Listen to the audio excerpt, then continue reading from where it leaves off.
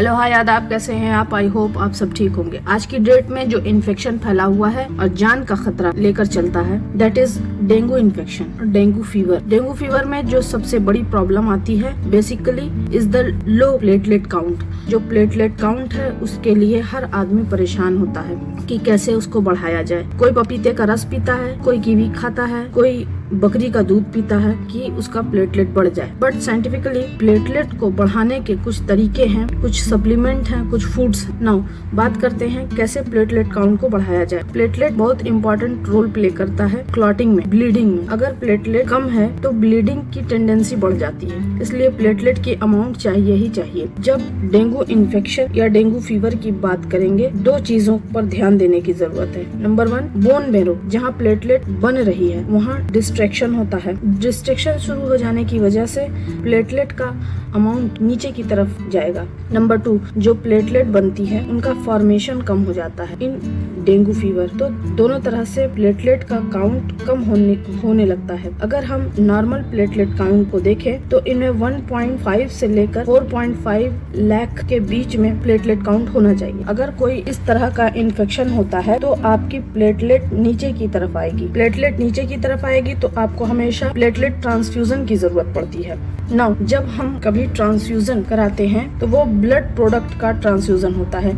इसके साथ में हमेशा एक रिस्क फैक्टर होता है कि उसके साथ कोई ट्रांसपेरेंट इन्फेक्शन तो आपकी बॉडी में नहीं पहुंचेगा, चाहे वो हेपेटाइटिस बी हो, हेपेटाइटिस सी हो, चाहे वो HIV हो। बहुत सारे ऐसे इन्फेक्शन हैं जिनका खतरा बना रहता है, इसलिए ट्रांसफ्यूजन को हमेशा अवॉइड करने की जरूरत। तो अब सवाल ये आता है कि नेचुरली प्लेटलेट कैसे बढ़ाई जाए। Now look at the vitamin B12। इसको हम कोबालामीन भी कहते हैं। ये वाटर सॉल्युबल विटामिन होता है। वास्तव में ये एनिमल बेस्ड फूड्स या एनिमल बेस्ड प्रोडक्ट से हमें मिलता है। ये बहुत इंपॉर्टेंट रोल प्ले करता है प्लेटलेट काउंट को ऊपर की ओर ले जाने में। ये सेल्स को हेल्दी करके रखता है। विटामिन B12 सिर्फ RBCs के फॉर्मेशन में ही हेल्प नहीं करता, ये प्लेटलेट के परफॉर्मेंस में भी आपको हेल्प करता है। इसकी डेली अमाउंट 2.4 माइक्रोग्राम आपको चाहिए ही चाहिए होती है इन 24 आवर। इनके कॉमन सोर्सेज हैं मीट, एग, फिश और चिकन। अगर ऐसा नहीं होता है तो फिर आपको ओरल सप्लीमेंट लेने की जरूरत पड़ती है। नंबर 2 पर आता है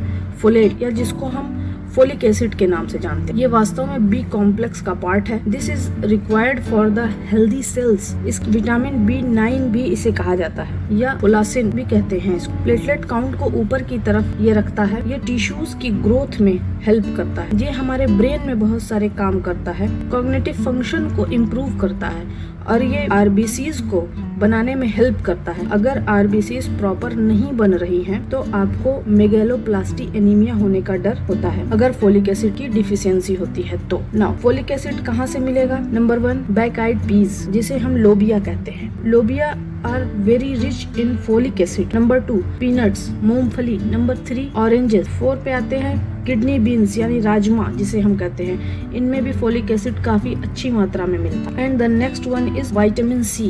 vitamin C immunity booster properties में रिच होते हैं, ये सभी लोग जानते हैं, लेकिन ये बहुत इम्पोर्टेंट रोल प्ले करता है इन प्लेटलेट काउंट इम्प्रूविंग में। और अगर आप विटामिन C ठीक खा रहे हैं तो आपकी इंटेस्टाइन आयरन को भी ठीक से एब्जॉर्ब करेगी। और ये आपको कहाँ से मिलेगा? नंबर 1, ब्रोकली से। नंबर 2, ऑरेंजेस से।